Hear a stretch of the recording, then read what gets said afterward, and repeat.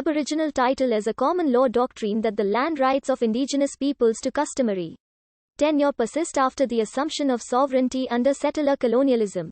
The requirements of proof for the recognition of Aboriginal title, the content of Aboriginal title, the methods of extinguishing Aboriginal title, and the availability of compensation in the case of extinguishment vary significantly by jurisdiction. Nearly all jurisdictions are in agreement that Aboriginal title is inalienable, and that it may be held either individually or collectively. Aboriginal title is also referred to as indigenous title, native title. Aboriginal title jurisprudence is related to indigenous rights, influencing and influenced by non-land issues, such as whether the government owes a fiduciary duty to indigenous peoples. While the judge-made doctrine arises from customary international law, it has been codified nationally by legislation, treaties, and constitutions. Aboriginal title was first acknowledged in the early 19th century, in decisions in which indigenous peoples were not a party. Significant Aboriginal title litigation resulting in victories for indigenous peoples did not arise until recent decades. The majority of court cases have been litigated in Australia, Canada, Malaysia, New Zealand, and the United States. Aboriginal title is an important area of comparative law, with many cases being cited as persuasive authority across jurisdictions. Legislated indigenous land rights often follow from the recognition of native title.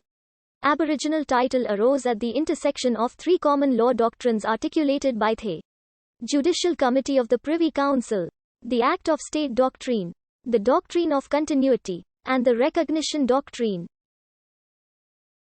The Act of State Doctrine held that the Crown could confiscate or extinguish real or personal property rights in the process of conquering, without scrutiny from any British court, but could not perpetrate an act of state against its own subjects. The Doctrine of Continuity presumed that the Crown did not intend to extinguish private property upon acquiring sovereignty, and thus that pre-existing interests were enforceable under British law.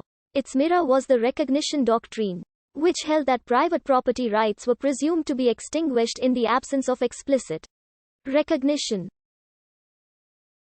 In 1608, the same year in which the Doctrine of Continuity emerged, Edward Coke delivered a famous dictum in Calvin's case, the first indigenous land rights case under the common law.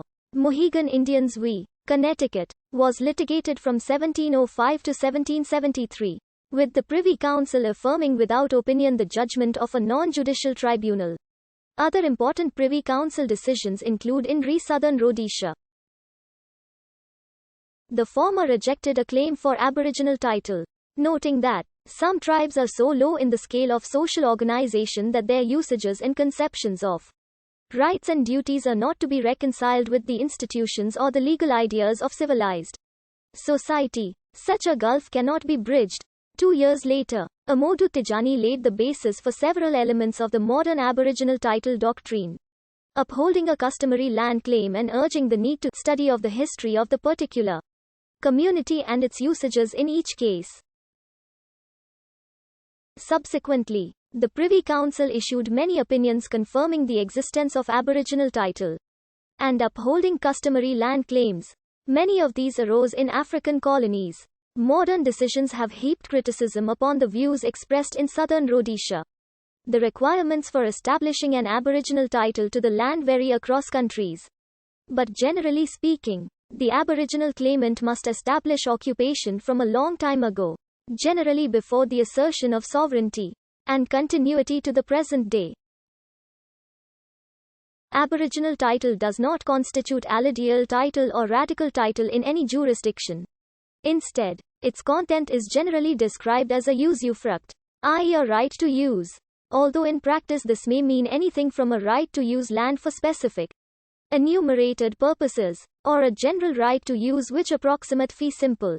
It is common ground among the relevant jurisdictions that Aboriginal title is inalienable, in the sense that it cannot be transferred except to the general government. Although Malaysia allows Aboriginal title to be sold between indigenous peoples, unless contrary to customary law. Especially in Australia, The content of Aboriginal title varies with the degree to which claimants are able to satisfy the standard of proof for recognition. In particular, the content of Aboriginal title may be tied to the traditions and customs of the indigenous peoples, and only accommodate growth and change to a limited extent. Aboriginal title can be extinguished by the general government. But again, the requirement to do this varies by country. Some require the legislature to be explicit when it does this. Others halt